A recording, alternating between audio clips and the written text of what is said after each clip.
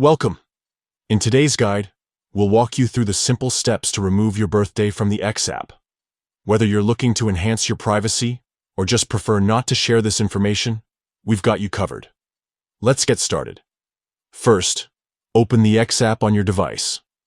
Locate the app icon and tap it to launch.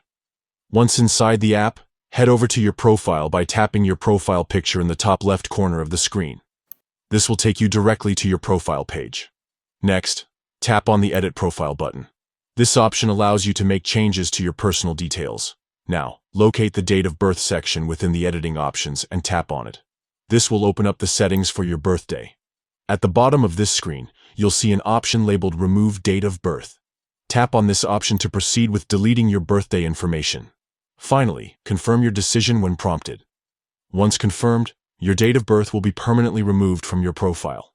And that's it. You've successfully removed your birthday from the X app. By doing so, you've taken a step toward better protecting your personal information. Thank you for following along.